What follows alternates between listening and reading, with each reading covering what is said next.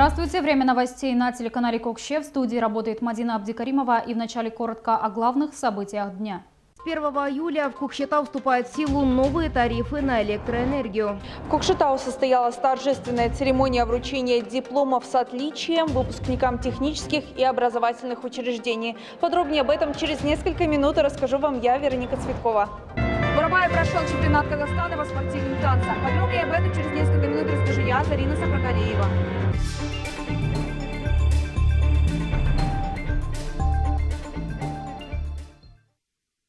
Премьер-министр Олжас Бектенов представил коллективу Министерства транспорта нового главу ведомства Нурлана Сауранбаева. Олжас Бектенов отметил, что Нурлан Сауранбаев является опытным специалистом и поручил ему обеспечить качественное и своевременное выполнение задач, возложенных на Министерство транспорта в рамках поручений Совета Безопасности. Основное внимание было уделено развитию портов, созданию логистических хабов, а также модернизации международных автомобильных и железнодорожных коридоров. Кроме того, поставлена задача по обновлению существующих аэропортов и открытию новых международных авиамаршрутов. Налоговый кодекс, кредит, система обязательного социального медицинского страхования, закон против домашнего насилия, борьба с лудоманией, амнистия – это законы, принятые в стенах парламента, наиболее обсуждаемые населением. Депутаты парламента подвели итоги работы третьей сессии. В ходе третьей сессии парламента было проведено 39 пленарных заседаний Сената и Мажилиса. В работе находилось 158 законопроектов, из которых 89 были приняты. Депутаты активно взаимодействовали с населением и посетили более 500 населенных пунктов и провели порядка 1200 встреч с гражданами. Все поднятые вопросы были поставлены перед правительством, подчеркнул председатель Мажилиса Ерлан Кушанов. Мемлекет басшысының қойған тапсырмаларының көбісін орындадық, қажетті заңдарды қабылдадық. Ең бастысы бір қуантатын нәрсе, біздің заңдарымыздың көбісі халық үшін жұмыс жасап жатыр. Заңдардың ішінде аса өзекті және қажеттілігі жоғары қандай заңдар бар деп айтсақ, болды деп айтсақ, ол мысалы мен айтарым су кодексі. Өздеріңіз білесіздер, біз суға тапшы мемлекет болып есептелеміз. Бұрынғы су кодексі тұтынуға арналған еді, оның концепциясы. А мына су кодексі бұл үнемдеуге арналған болды. Яғни біз ол жердегі принциптер, нормалардың бәрін пайдаланатын суды үнемдеуге бағыттадық. Екінші бір заң жобасы тағы да өзім жетекшілік еткен, ол мынау рақымшылық. Енді соңғы жасалған 5-ші рақымшылықтың ішіндегі ең ауқымдысы осы 15 мыңның үстінде адамды қамтиды. Рақымшылыққа ілігеді осы. Бүгіннен бастап ол заң қолданысқа енеді. Өңірлерді дамыту бойынша өте көптеген жұмыстарды атқарды деп ойлаймын. Ұлттық жобаны өткіздік. Модернизация инфрақұрылымдар бойынша, оның ішінде жылу, газ, свет, кәріз бойынша жұмыстарды атқардық. Алдағы жоспар осы қарқынмен жұмыс істейміз. Қазақстанда 230-ға жуық застава күрделі жөндеуді күтіп тұрған жағдай бар. Биыл соларды аралап көргім келеді. 3 жылдан бері салынбай жатқан 30 застав бар. 3 жылдан бері. Осы сияқты мәселені біз күзде мемлекеттік тұрғыда көтеруіміз керек деп ойлаймын. По инициативе депутатов был реализован ряд льгот в отношении кредитов. Так введен механизм запрета на дистанционное заимствование через ЕГОВ. Депутаты также расширили сферу норм, которые являются основанием для списания кредитов, оформленных мошенническим путем. В целом на третьей сессии проведено 3 совместных заседания палат парламента, 39 пленарных заседаний Сената и Мажилиса. В ведении обеих палат находилось 158 законопроектов, из которых 89 были приняты. Мемлекет басшысының барлық бастамасының идеялары мен реформаларының артында қоғамдық сананы жаңғырту деген ұлы мұрат тұр. Біз депутаттар заң шығару ішінде осы мақсатты басшылық қаламыз. Қабылданып жатқан әр заңның өзегінде әділетті, таза, қауіпсіз әрі бақуатты Қазақстан идеясы жатыр. 17 миллиардов тенге, выделенных на развитие спорта, были использованы неэффективно. Об этом сообщила Высшая аудиторская палата. Несмотря на инвестиции в 4 государственные программы и 1 комплексный план по развитию спорта, большинство из них так и остались на бумаге. Так, большая часть целей, обозначенных в концепции развития спорта до 2020 года, до сих пор не выполнена. Особенно тревожит ситуация с подготовкой олимпийских спортсменов. Средства, предназначенные для этой цели, были использованы не по назначению. В частности, за последние 4 года сотрудникам дирекции развития спорта было выплачено 3,5 миллиарда тенге в виде вознаграждений. И это лишь один из множества примеров. Всего в ходе проверки выявлено 56 подобных случаев нецелевого или неэффективного расходования бюджетных средств. В рамках акции «Таза Казахстан» по всей стране непрерывно проводятся экологические мероприятия. Только в этом году было организовано около 400 акций по уборке и благоустройству. Помимо традиционных субботников вдоль дорог, особое внимание уделено расчистке берегов рек и озер. Всего за несколько месяцев активисты восстановили порядка 21 природного источника. С начала акции более 6 миллионов граждан приняли участие в озеленении и благоустройстве. Посажено свыше 3 миллионов деревьев, собрано около 1 миллиона тонн мусора. Акция «Таза Казахстан» направлена не только на улучшение экологической обстановки, но и повышение нравственного уровня общества. Дала тазалау, қоғам тазалау сияқты үрдісті біз қалыптастырдық. Енді сананың тазалығы, заң қабылдауындағы әділеттілік принциптерінің сақталуы, осының барлығы Таза Қазақстан құру идеологиясына келеді. Ол жалпы біздің санамыздың жаңғыруы. Ол біздің рухани тазаруымыз. Таза Қазақстан мысалы мемлекет басшысының басқа да бір осы принциптерімен өте тығыз байланысты. Мысалы заң мен тәртіп бар, адал азамат бар. Таза Қазақстан бар, оның барлығы әділетті Қазақстан бар, оның барлығы бір-бірімен өте жақын.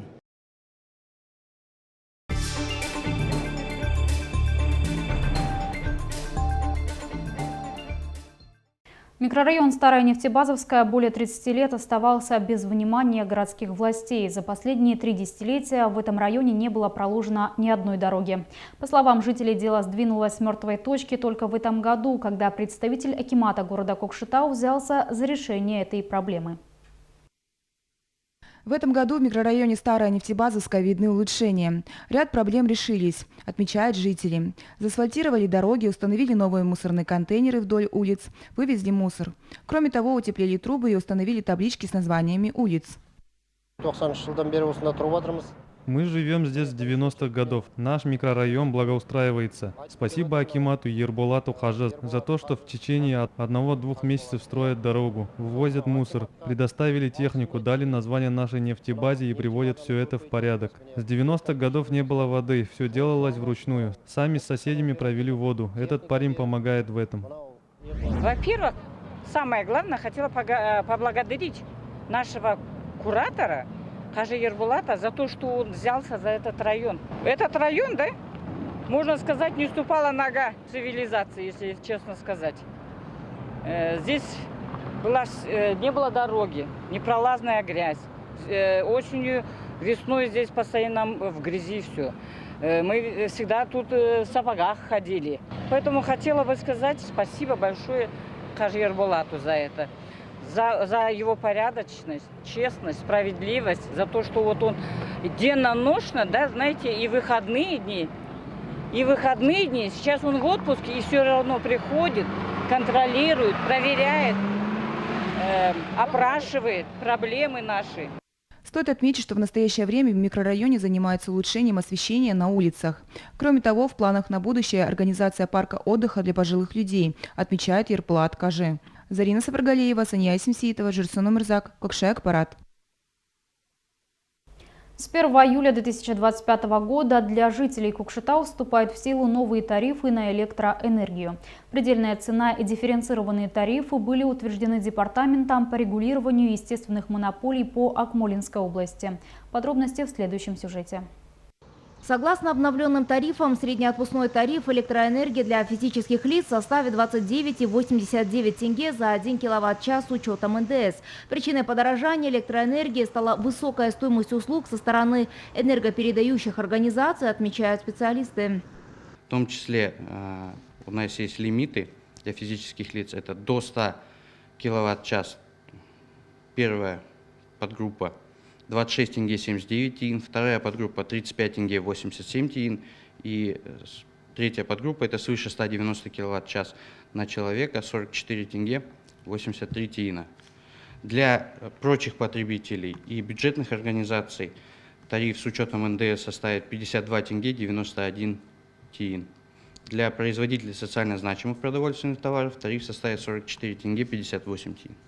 Таким образом, средний отпускной тариф на электроэнергию по городу Кокшетау увеличился на 10%. Для населения рост составил 5%, для прочих потребителей 9,4%. По словам специалиста, пересмотр тарифов обусловлен не только ростом затрат на производство и транспортировку электроэнергии, но и необходимостью модернизации электросетей. Средний износ по сетям в Акмолинской области в сфере электроснабжения составляет 62,3%. По сетям водоснабжения 53%, по сетям водоотведения 64% и по сетям теплоснабжения 57%. На 2025 год в рамках программы «Тариф обмена инвестиций» увеличены инвестиционные программы на 5 миллиардов 462 миллиона 123 тысячи тенге, что выше от прошлого года на 6,3% или на 325 миллионов тенге. В Департаменте по регулированию естественных монополий подчеркивают, что новые расценки прошли процедуру согласования в соответствии с законодательством и направлены на обеспечение устойчивой работы энергосистемы региона. Отметим, Департамент регулирует деятельность 65 субъектов естественных монополий, которые оказывают 151 услугу в сферах теплоснабжения, передачи и распределения электроэнергии, водоснабжения, водоотведения, а также транспортировки газа. Арайлым Шатырымбек, Медет Каиркенов, Дамир Садыков, Кукше. Ахпарат. В Кокшетау прошла креативная конференция «Рестарт», направленная на адаптацию молодежи, освободившейся из мест лишения свободы. В мероприятии приняли участие представители бизнеса, государственные органы, НПО, социальные предприниматели и бывшие осужденные. Проект «Рестарт» охватывает 8 ключевых направлений. Это не просто конференция, это платформа, где молодежь слушает, понимает и предлагает новый путь решения их проблемы. Молодым людям оказывают помощь через арт-терапию, профориентацию, менторные программы. Социальной адаптации помогают психологи, предприниматели и юристы. Главное – это трудоустройство и психологическая поддержка, помощь в социальной адаптации. Ведь когда человек долгое время живет по определенному режиму, ему тяжело вернуться в обычное общество. Мы учим их, как вести себя в социуме, как обращаться за юридической помощью, как восстанавливать отношения с семьей. Мы разбираем конкретные ситуации, чтобы понять, какая именно поддержка им нужна, и помогаем раскрыть их потенциал. В рамках программы для бывших осужденных молодых людей реализует стартап «Второй шанс». Оказывается, психологическая помощь. Цель – использовать нестандартные подходы для изменения их жизни. Жилье, стабильная работа, адаптация – все это становится мостом в новую жизнь, отмечают организаторы. Мы занимаемся трудоустройством лиц из социально уязвимых слоев населения, а именно конкретно молодежи, которые отбыли наказание в местах лишения свободы. Как и во многих странах, в Казахстане остается актуальная проблема рецидива. Молодежь, прошедшая через уголовную систему, сталкивается с трудностями при поиске работы, восстановлении социальных связей и возвращении в общество. Проект «Рестарт» предлагает новый практический подход к решению этих проблем через диалог и реабилитацию. Вероника Цветкова, Нурсауле Мурад, Журсын Умерзак, Кокше, Акпарат.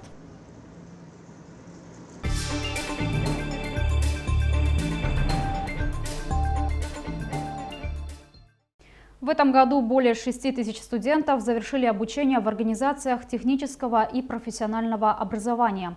Из них свыше 2000 получили рабочие профессии. В Кокшетау состоялось торжественное вручение дипломов 55 выпускникам, окончившим колледжи с отличием. Подробнее расскажем далее. В 2025 году колледжи региона окончили более 6 тысяч студентов. Из них 550 завершили обучение с отличием. На торжественном мероприятии заместитель акима области Дасулан Айтбаев отметил значимость года рабочих профессий, объявленного по инициативе президента Касым-Жомарта Токаева. Он подчеркнул важность рабочих специальностей и поздравил всех выпускников с окончанием учебы, пожелав им успехов в профессиональной деятельности. Просим наших победителей остаться на сцене. Вы наша гордость, надежда и будущее. Ваши достижения – это результат бессонных ночей, трудолюбия, стремления к знаниям и веры в себя. Вы доказали, что способны преодолевать трудности и достигать высоких результатов. Полученные в колледже знания станут прочной основой вашей жизни. Вы освоили не только теорию, но и практические навыки, востребованные на рынке труда. В Акмолинской области свыше 700 предприятий, где вы сможете применить свои знания и умения.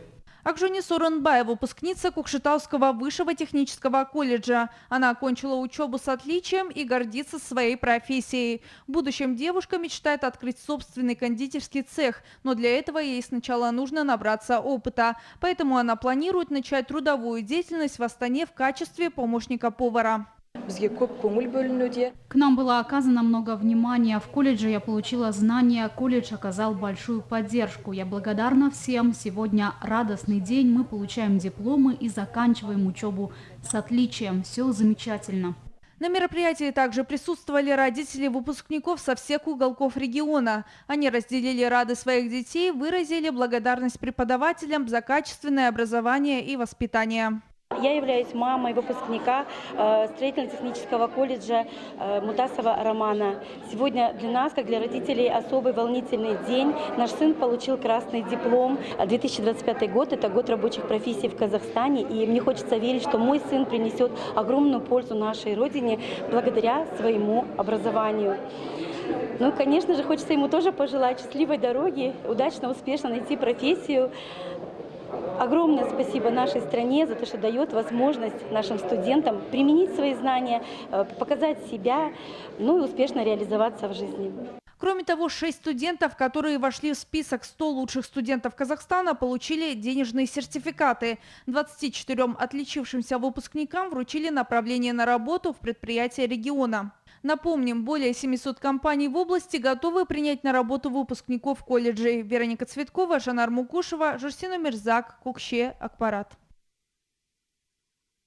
В Кокшетавском университете имени Шокана Уалиханова состоялся торжественный выпуск студентов юридического факультета. Свыше 100 выпускников получили дипломы о высшем образовании. Подробнее в материале нашего корреспондента. В церемонии приняли участие представители судебной системы региона. Они поздравили молодых специалистов и подробно разъяснили порядок трудоустройства в государственные органы. В 2018 году был подписан меморандум о сотрудничестве между Акмолинским областным судом и университетом. И сегодня мы активно работаем в этом направлении. В рамках соглашения для студентов созданы условия для прохождения практики, а также предусмотрены возможности трудоустройства выпускников. Кроме того, судьи нашего региона проводят для студентов лекции, обучающие занятия. Как вам известно, судебная система является одной из ветвей государственной власти. Благодаря реформам отечественная судебная система активно развивается. Выпускники факультета юриспруденция планируют применить полученные знания на практике. Молодые юристы уже готовы внести свой вклад в укрепление правопорядка и развитие правовой системы региона.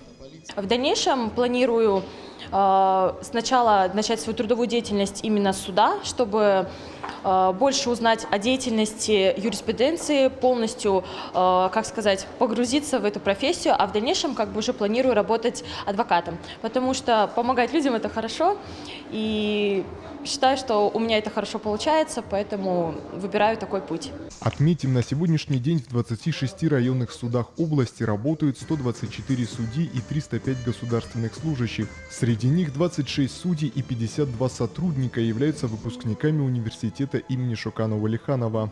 Эдуард Погребицкий, Медет Каиркенов, Ардар Люгабулов, Кукше, Акпарат.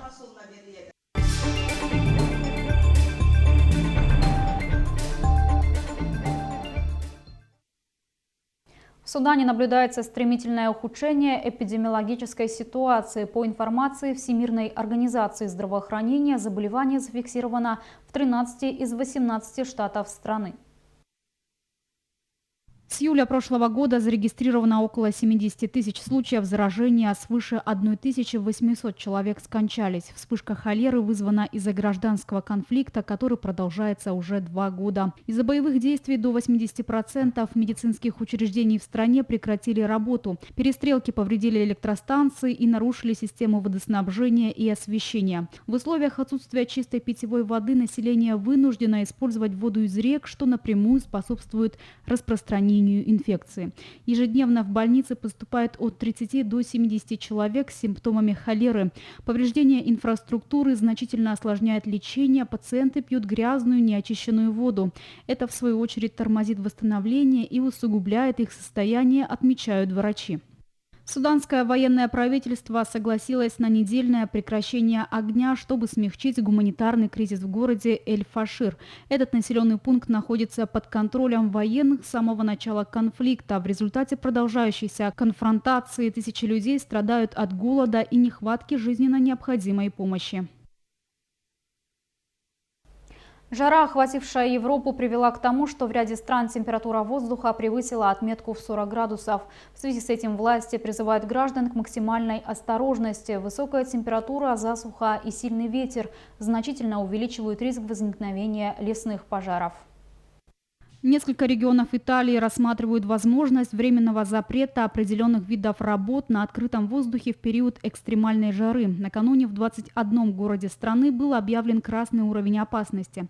Также регионы Тоскана, Калабрия, Апулия и Умбрия планируют ввести меры предосторожности. Министерство здравоохранения Италии выпустило предупреждение самого высокого уровня в 17 из 27 городов. В Риме туристы искали спасения от зноя в тени у Колизея и фонтана Треви. В Севилье и других городах Южной Испании температура воздуха достигает 42 градусов. В связи с экстремальной жарой органы здравоохранения призывают граждан избегать физических нагрузок и соблюдать водный режим, особенно обращая внимание на уязвимые группы населения, пожилых людей и детей. По словам специалистов, учащение и усиление волн жары в Южной Европе напрямую связано с глобальным изменением климата. Компания миллиардера Джеффа Безоса отправила в космос 6 туристов. Среди пассажиров юристы, бизнесмены и филантропы. Старт состоялся в Анхорне, штат Техас. Ракета-носитель поднялась на высоту 105 километров, пройдя через верхние слои атмосферы. Путешественники наблюдали Землю из космоса и испытывали состояние невесомости. Продолжительность полета составила 10 минут. После этого капсула благополучно приземлилась. Отметим, это уже 13-й космический полет компании миллиардера с 2022 года. За это время в космос отправились 64 человека. Международный аэропорт Измира в Турции приостановил работу из-за лесного пожара. Рейсы были перенаправлены в другие аэропорты.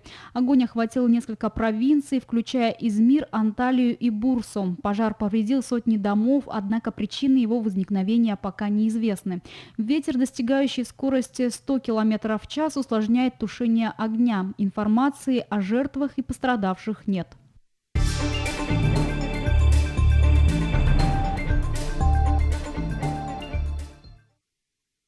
Сегодня в Астане стартовал Кубок мира по боксу. В первый день соревнований на ринг вышла лидер женской сборной Казахстана Назым Казайбай.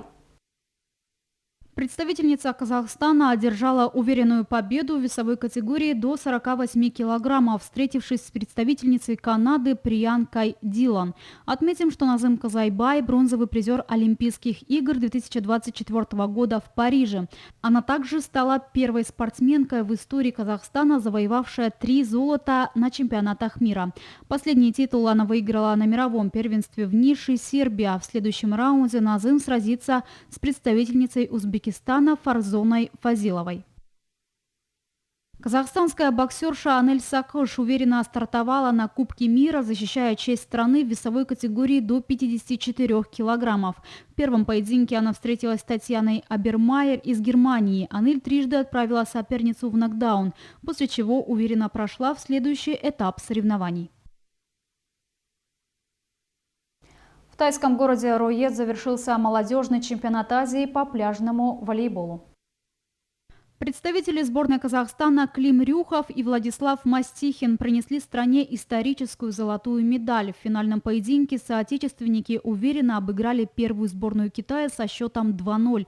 Отметим, это первое золото в истории казахстанского волейбола на молодежном чемпионате Азии. Ранее спортсменам удавалось завоевывать лишь серебряные и бронзовые награды. В Усть-Каменогорске завершился чемпионат Казахстана по шоссейному велоспорту. В групповой гонке категории «Элит» за победу сражались гонщики команды XDS «Астана Тим». В результате чемпионом страны стал Евгений Федоров, а его напарник по команде Антон Кузьмин завоевал серебряную медаль.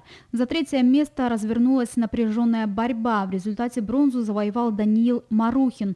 из континентальной команды XDS Астана Development Team. 4-е место занял 3-й гонщик команды XDS Астана Team Николай Винокуров. Кайрат стал чемпионом Казахстана по футзалу в 2025 году. Алматинский клуб «Кайрат» в 21 раз стал чемпионом Казахстана по футзалу. В финале команда обыграла «Семей» со счетом 4-3 в 4-м матче, завершив серию с общим результатом 3-1. Это рекорд и важная страница в истории клуба. Спасибо всем нашим фанатам за поддержку. Она была основой каждой победы. Мы «Кайрат», мы чемпионы, говорится на официальной странице клуба в соцсетях.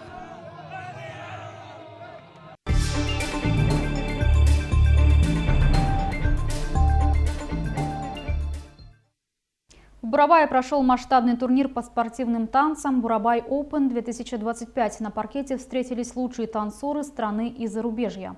В течение 3 дней спортсмены боролись за победу в чемпионате, кубка и первенства Республики Казахстан. Подробнее расскажет Зарина Сапаргалиева.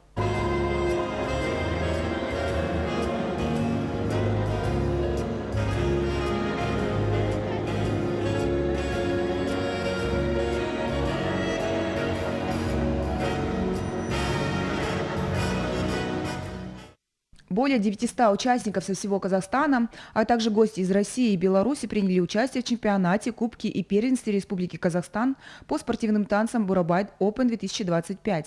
На турнире присутствовали 37 судей из всех регионов Казахстана, а также стран СНГ. Мероприятие стало по-настоящему знаковым событием для региона. На площадке очень жаркие баталии.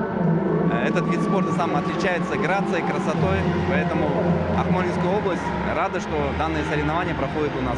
Здесь собрались регионы Алматы, Актау, Кустанай, все регионы Казахстана, а также приняли участие в открытых классах.